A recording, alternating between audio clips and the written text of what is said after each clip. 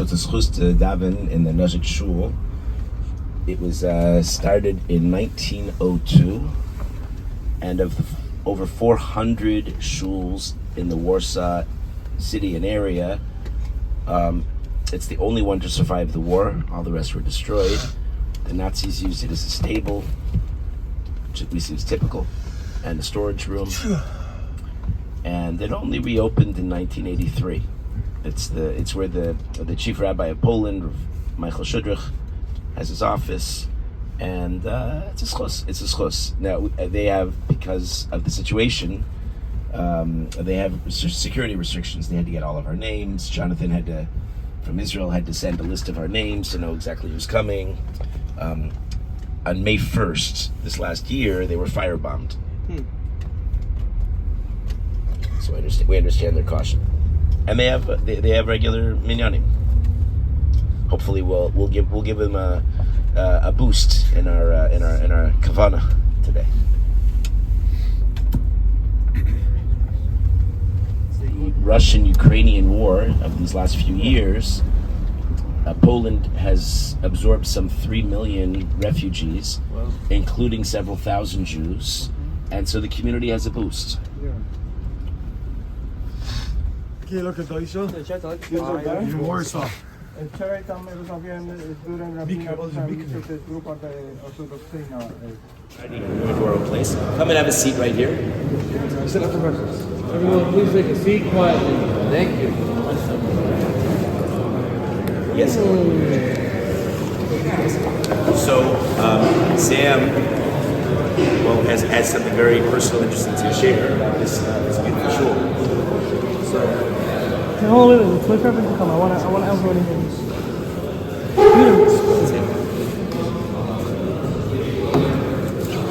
Yo, boys. Yosef, Yavner. So basically, my great-grandfather, I don't know exactly what his human name was, but we referred to him as Papa. This very shul, the Nożyk shul, this was where he had his bar mitzvah. It was really the shul. It's hard to believe that this is. You all hear that? His great-grandfather had his bar mitzvah here before the war. Before the Holocaust happened. His great-grandfather bar mitzvah before the war. And it's hard to believe that this is the very shul that he is bar mitzvah. So during the Holocaust, though, by the way, he lived on Twarda. He lived on Twarda 14, which is literally right here. This was the shul that he went to and had his bar mitzvah. During the Holocaust, he had a knock on his door. It was a Nazi officer, literally right over here. And the Nazi officer was demanding that this person, these people over here, is being taken to Auschwitz. And obviously, there were rumors at that time that Auschwitz is not a place you want to be going to. On the list was his best friend. He's known him since he was very little, and he ended up finding out that he was on the list and he had to be taken to Auschwitz.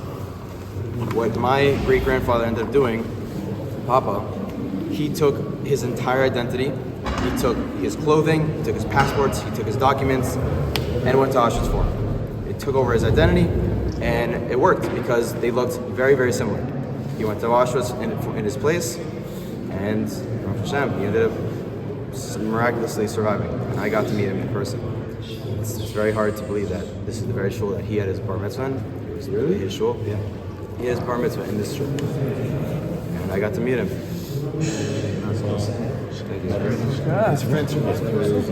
Unfortunately, we don't know what happened to his friends. So, Michael Shudrich was what the rabbi was speaking to. He would like to speak to you. I have memories of him. But he's running to a board of directors meeting. But somebody else is going to speak to us, and we can ask questions about what's going on.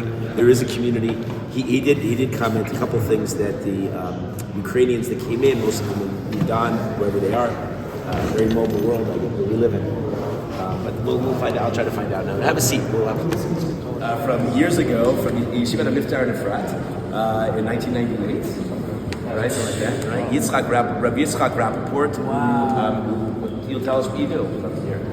Well, I'm the rabbi of the shul under the auspices of Chief Rabbi of Poland, Rabbi Shudrich. Okay, so very much in short, because not much time. If you can't hear in the back, you might want to come close to hear. Yeah, well, whoever, if you guys also want to come on this, we can all be on one side. It's easier that way. I don't have to turn. So anyway, before the war, as I'm sure you know, there were 3.5 million Jews in Poland. There's never been such a large diaspora in any other country, not since and not before. Of course, then the Shoah came, and we all know what happened during the Shoah. About 10% of Polish Jewry survived, so about 350,000 people survived. They survived mostly in the Soviet Union, and at least half of them, if not more, returned to Poland after the war. So after the war in 1948, I mean, most people eventually do leave anyway. They leave to Israel, I guess some leave to America. In 1968, over 90% of the then Jewish community disappears from Poland. The then communist regime decides to evict most of the Jews who live here, over 90%, which is in the tens of thousands, but not more than that. The reason they did it, if you know history, in 1967, 68, there were student revolutions happening, and the head of the Communist Party at the time, he felt that maybe they're going to remove him from his position. The way to rally the troops is to find a common enemy. And who is better as a common enemy than the Jews? So in 1968, officially, of course, communism isn't anti-Semitic. So what is it though? It's anti-Zionist. So it's very comparable to today. Jews were accused of being Zionists, not of being Jews, being Zionists. And as Zionists, they obviously cannot be loyal to the Republic of Poland, and hence they have to be evicted. It works like that. And the then, there still exists, HIAS, which was an umbrella organization for Jewish refugees in America, the Hebrew International something or other. They paid. It was also the communist leader at the time, Gomulka. He wanted money, obviously, and dollars were hard to get. So they paid whatever amount of dollars per Jew leaving at the time. Okay. So most Jews at the time left, or many Jews at the time, at least in the tens of thousands or 10,000 more, left to Scandinavia. And that's why I am born and raised in Sweden, Stockholm, because there are more Polish Jews in Stockholm than there are in Poland. Anyway, so about 20 years ago, 25 years ago, a then young rabbi from America, Rabbi Bleiweiss, came to Poland, and with help from the Lauder Foundation, S.V. Lauder, began working on getting this to work again. Now, there are basically no regular Jewish families at all. And when I mean regular, I don't mean religious. I just mean where both mom and dad and grandpa and grandma from all sides are called Goldberg. Meaning are Jews, right? Are Jews for all intents and purposes, not even saying religious Jews. So there are basically no such families today, or even then at the time. Why? Because those who remained in Poland after 68, the reason they were not evicted was overwhelmingly because they were intermarried. So, that goes without saying that it's already not a regular Jewish family. Some of them were not intermarried, they were devout communists, which also doesn't help religious-wise, because it's kind of the opposite of religion. So what we do have, though, it turned out when people started dying of old age, people who have survived the Shoah, it turned out that they hadn't told their own children and grandchildren that they were Jewish. So on more than one occasion, before grandma died, she told her family, "Oh, by the way, I was Jewish." And so it turns out that they're Jewish. And so, they want to figure out what this means. Some of them will be halakhically Jewish, because they'll be on the mother's side. And grandpa survived. They're not halakhically Jewish, but they're still interested. And based on that, the community is reborn to whatever extent possible. Also, significant amount are converts. both converts that have roots from the wrong side, so to speak, and those who don't have roots at all. If you believe in a bit of Kabbalah, so obviously there's a huge possibility of Gilgul Neshamot, of reincarnation of Jewish souls in Poland, because there were a lot of Jewish souls in Poland prior to World War II, so they got to go somewhere. So it's anyone's guess how many Jews there are in Poland. It's impossible to say. Just as it's impossible to say how many Jews there are in America. I mean, because who do you count as Jewish? And even then, when they say there's 6 million Jews in America, they're not 6 million members of Jewish communities, counting the Reform and counting everybody. That's at least what I read. So it's all play with numbers.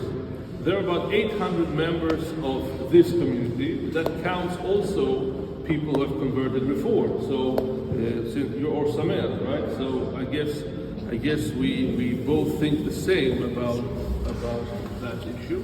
So I hope. So yeah. Okay.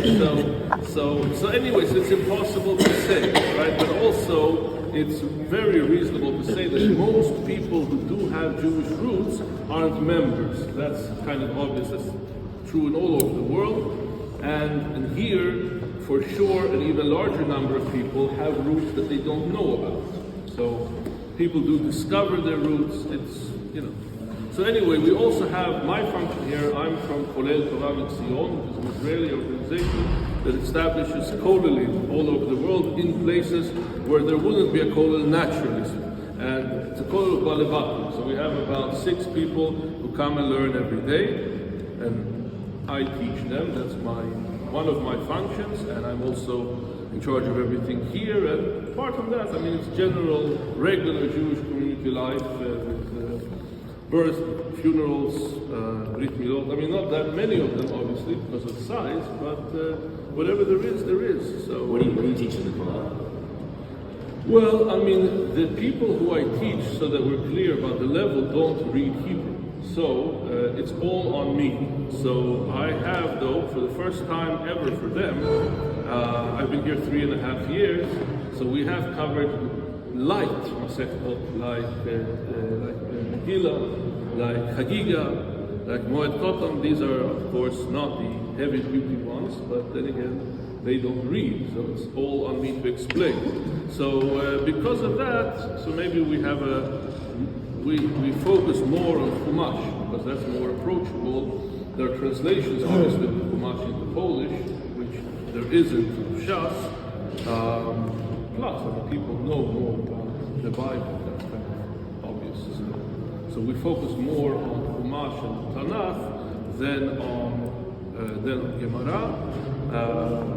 We do also do Halakha more bekiyut, more superficially than be'iyun. But again, it's a matter of just experience and learning. And I hope you all continue learning, and eventually you'll join the real quality. But so I guess it's a couple of years in your future. What is your vision? What do you hope?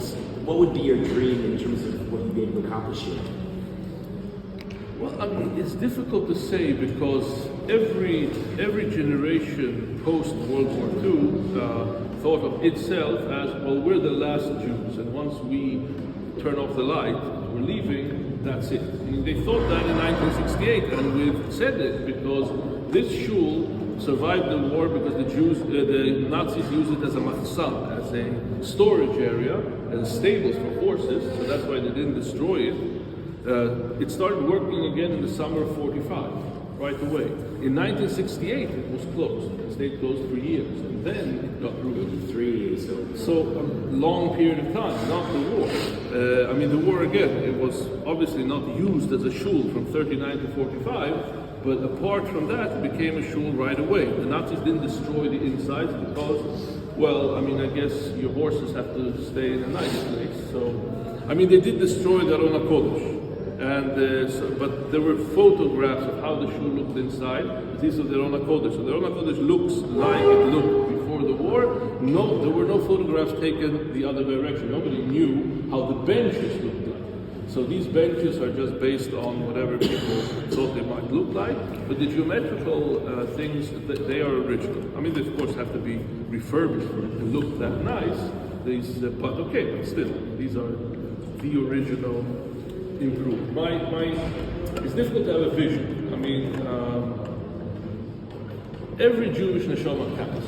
So it really works on not thinking about groups, but thinking about individuals. I mean, because so you have people who suddenly discover that they're Jewish, or who discover that they're Zeh Israel, their father is Jewish, and to bring such a person closer to the Torah, help that person to do Shuvah, or to eventually convert. I mean, he who saves one life, etc. So, do you have a story? Do you have an example?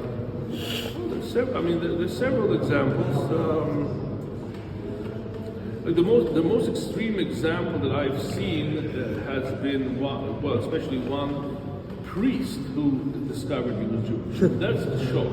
That's a shock. To be a Catholic priest and decide and describe and find out that you're Jewish. He today is a frum Jew. What's this? Can you give a little story? What happened?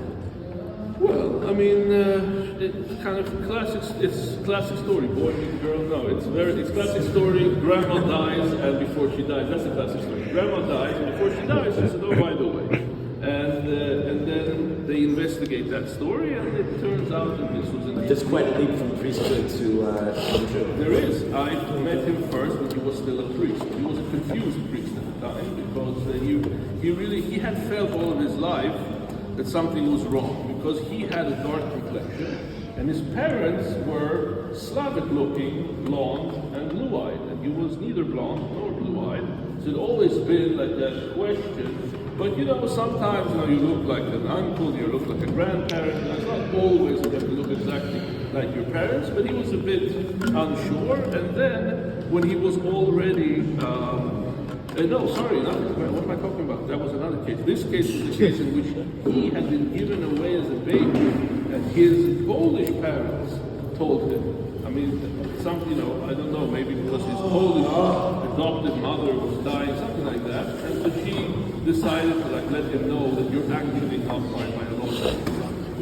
So that's also different. I mean, the adopted children don't want to find out when they're adults. They were adopted. Assume they preferred to find out earlier. So he found out at the time. Long story short, so today he's a religious Jew. Where does he live?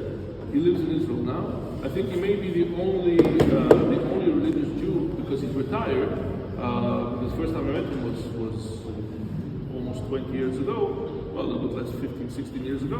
So I think he may be the only religious Jew who receives a pension, retirement, from the Vatican. Because, he worked there for years. I mean, you gotta get your retirement, right? I mean, just because, let's say, for sake of argument. It's a great sense to say that, right? Okay, no, but I was going to make a funny story. Let's say, for sake of argument, you worked for J.C. Morgan, then you left for, What's his I last don't know, Goldman Brothers, right? So you're still, Goldman Sachs, so you're still, I mean, they're competition, right? You should still get your retirement from that company just because you abandon that company, they can consider you a traitor, they still have to pay your retirement, so they still pay him his retirement. At least last time I spoke to him, they still do. Interesting strategy. He's permitted to take money from him. I agree, but he doesn't have that much of other income, by the way, but that's another story. So anyway, so I think we work, it's about working with each person individually and not having big plans of, I don't know. Because, there's no point. There's no point having big plans. You can't find a big group of people that are all Jewish. That's just not possible. I mean, whether you like it or not, that's the situation. So, yes, of course, when we get a full shul on Rosh Hashanah Yom Kippur called museum, that's classic. That happens in much larger Jewish communities in the United States or wherever. So, Shabbos? on Shabbos we'll have about 50 people, sometimes more, something very special.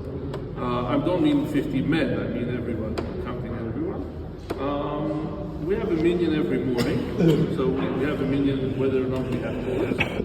We try to have a minyan every mincha at 12:30. That's more difficult because for people to leave in the middle of the day, it's very difficult. But so that happens. Let's say a third of the time we have a minyan for mincha. On Shabbos we have all the minyanim, and on Yom Tov as well. There is a kosher lunch served in the community kitchen in that building next door. I mean, it's you have to pay, but there is a way. Well, there are also two kosher restaurants in Warsaw, so you can go one mahadin and one non-mahadin is still kosher. So there are really 3 places where you can eat kosher. Well, I mean, maybe we'll change this from a monologue into a dialogue. What do you want to know? What is it like raising Jewish children in Warsaw?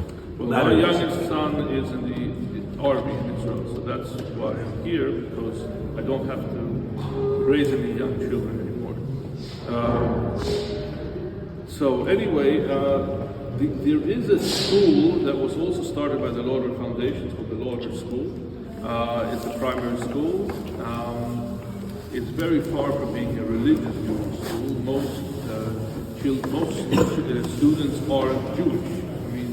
But that's also true of an increasing number of regular Jewish schools in at least in other European countries, where they're just, well, first of all, where in order to get government funding, you can't block students that easily. I mean, from what I know, though I've never really seen America, but apparently Jewish schools are extremely expensive, so I'm told. So in order for that not to be the case, so then you kind of have to, go likrat the government. You can say, no, forget about it, but then you have to pay for yourself. So most students aren't Jewish. It's Jewish in the sense of it doesn't celebrate any non-Jewish holidays, and it does celebrate Jewish holidays. And the kitchen there is kosher, so to that extent, it is Jewish. Pardon? Does it teach anywhere? They teach Hebrew and they teach, Jewish studies. Because I mean, when you graduate from there, I guarantee you don't know Hebrew and you don't know Yiddish. But that's true again about I've met people from the United States who also went to Jewish schools and who also don't know Hebrew, and Jewish studies are, let's say, shvach. We have students like that. Pardon? We have students like that. Right, I would never think that applies to any person that is here or any person that you know, but there are hypothetical people who have that issue, so they have the same issue. Is there going to be like a start building a bigger community in Poland or Warsaw? Is there like a push to start building a bigger community in Warsaw? You build a community based on people. People are a community. It's not about buildings.